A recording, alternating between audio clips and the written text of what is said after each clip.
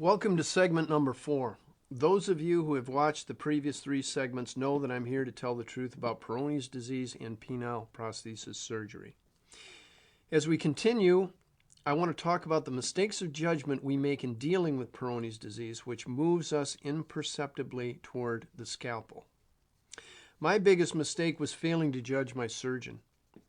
Since the time we are little, we're conditioned to believe that medical specialists are above the rest of us, way above normal humanity, with brilliant minds and pure hearts. They take the Hippocratic Oath. People, they are only human, no different, no better or worse than we are. They have the same faults, the same human nature. My surgeon had an impeccable personal and bedside manner. Friendly, competent, he came billed as Mayo class. He oozed professionalism. I bought into it. I turned over my penis to him. In truth, he was a crafty man. He worked me over without me ever realizing it until I became aware and came out of my denial with a substandard penis and a host of after-surgery complications. Buyer beware is the precise phrase, and it applies to your doctor as thoroughly as to a horse trader. They are both human beings working with the same personal incentives and the same flawed nature. Now every specialist I see wants to know why I don't contact my friendly surgeon about my after effects. Are you kidding? I wouldn't trust him again if my life was about to end. And something else you should know.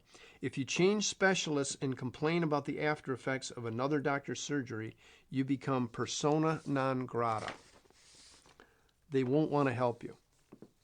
They have much more loyalty to the other physicians than they do to you.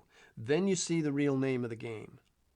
This has been my experience. So far, I've seen 4 urologist surgeons on this situation. As I said, prior to this surgery, I hadn't spent much time in the doctor's office. I bought into the Hippocratic Oath and all that. I was a fool. In most ways, doctors are good men with a desire to do right by their patients, but they are not infallible to the principle of self-interest. Most doctors are well-intentioned men who have been trained to practice a certain way, and this training tells them there is no cure for Peyronies disease. Do not believe them. They are not the last word in healing. Trauma and scarring can be healed, and plaque can be dissolved. It has been done for centuries. I also failed to do my own research. I had bought into the idea that medical doctors had all the answers. What could the internet have that a learned, experienced physician would not have? Well, for one, the truth about Peyronies disease. But I mostly neglected it, other than the Peyronies Society chat room.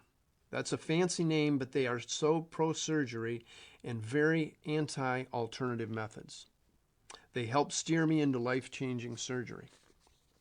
Like anyone, I had become familiar with women's breast implants and other such plastic surgery. In breast implant surgery, the breasts are enhanced. In several ways, they look much better than the original product.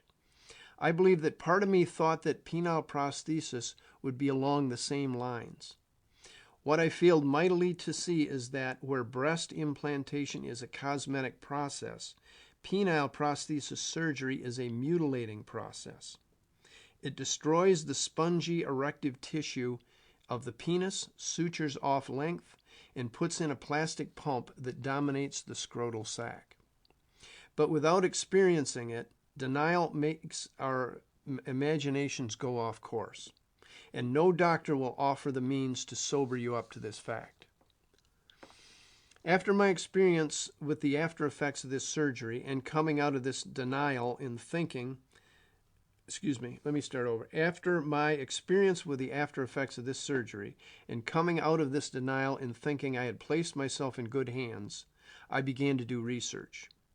I found several sources which had time-tested methods of alleviating and curing Peyronies disease. I became a student, which should have been done much earlier.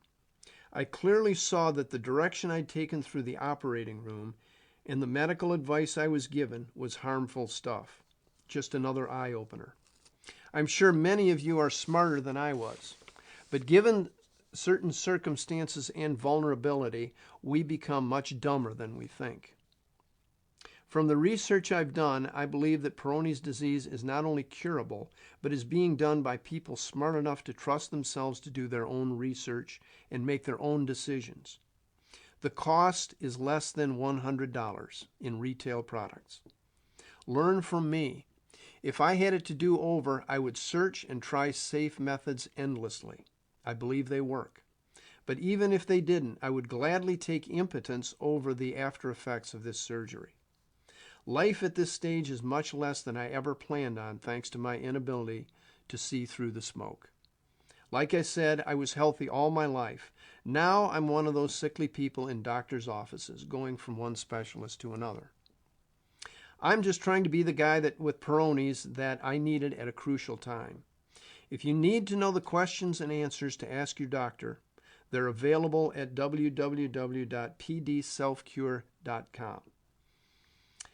And these are given to you as a resource to treat your Peyronie's. May you prosper from my failure to succeed.